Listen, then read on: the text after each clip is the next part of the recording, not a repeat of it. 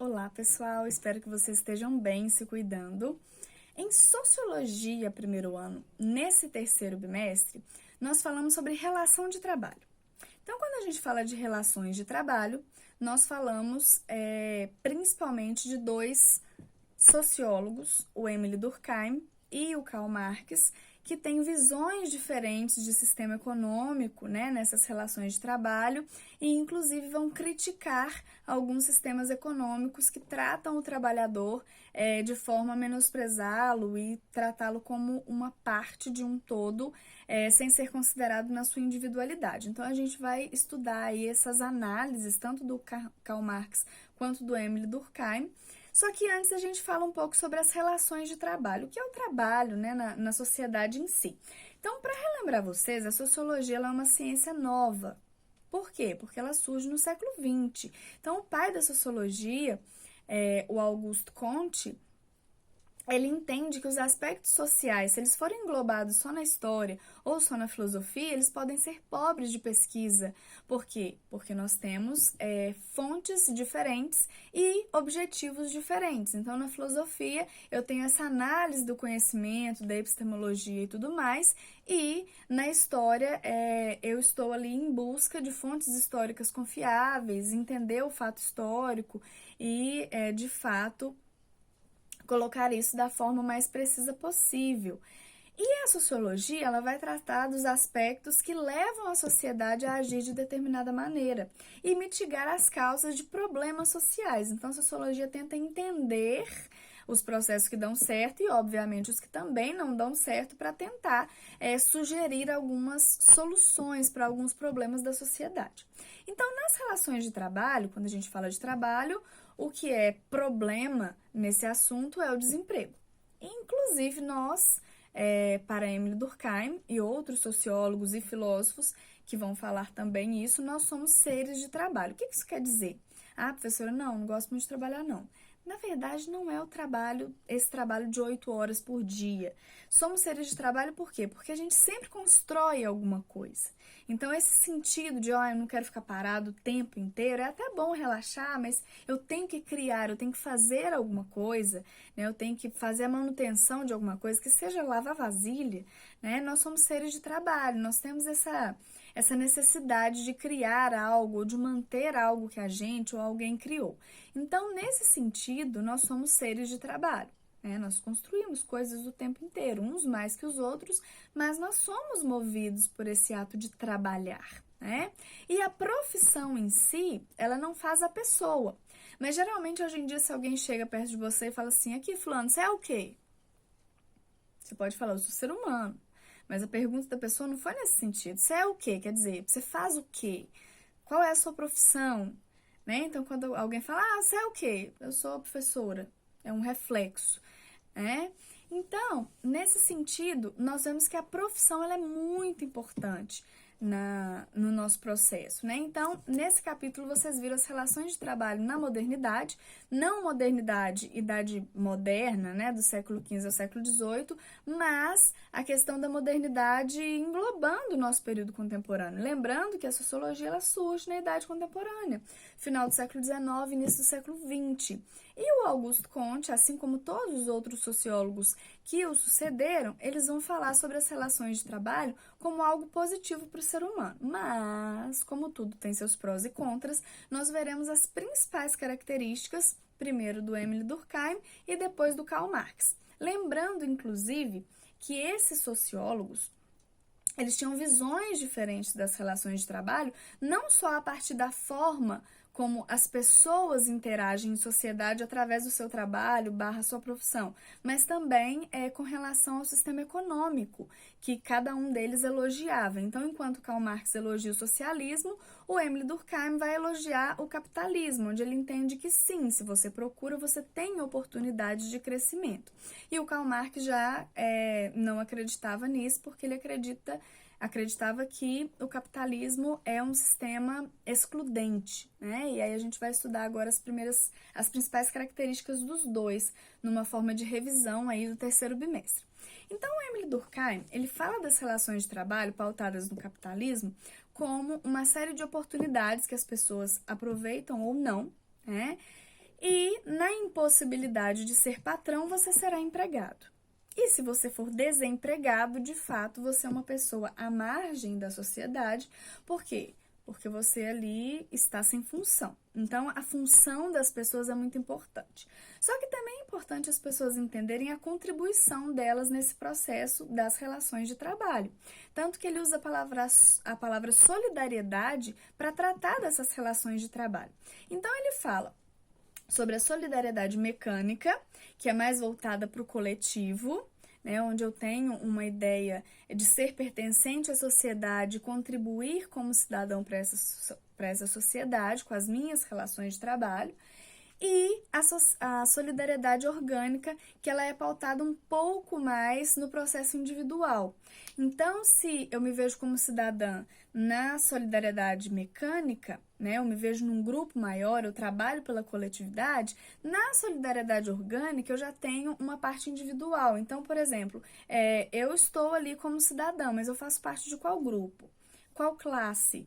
Né? Eu sou, por exemplo, da classe dos professores, então ali é um grupo voltado, no caso, para a minha profissão. Então, na solidariedade orgânica, eu contribuo para a sociedade fazendo parte de um grupo, mais no sentido individual do que no coletivo. Não que eu não vá fazer algo pelo coletivo, mas eu penso em mim como um grupo menor.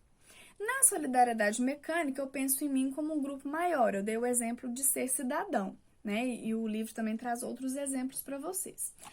Outra coisa importante de lembrar sobre as análises de Émile Durkheim é que ele elogia o capitalismo em alguns pontos e, obviamente, fala de alguns contras também nesse processo de relações de trabalho, como aspectos de desigualdade social, que tem que ser trabalhados em sociedade. Quando ele fala de fato social e coesão social, ele quer dizer o seguinte: as pessoas elas têm que se sentir participantes das relações de trabalho para elas aumentarem a sua produtividade. Então, esse é um dos desafios do capitalismo, segundo Émile Durkheim.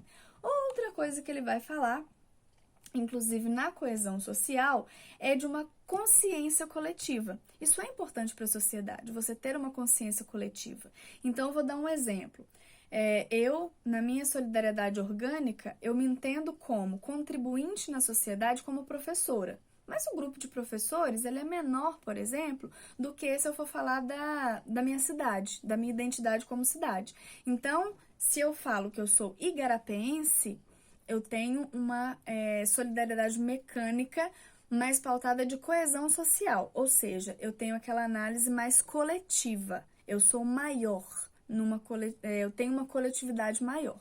Quando eu me entendo como indivíduo, aí eu já acredito que eu vou contribuir na sociedade com uma solidariedade orgânica. Eu me entendo num grupo menor, mas que também vai participar da sociedade ativamente. Então, eu dei o exemplo da minha profissão, né? E nesse contexto, ele vai falar que a coesão social ela não se pauta só na consciência coletiva, mas também as formas como eu vou lidar em sociedade com o processo de trabalho.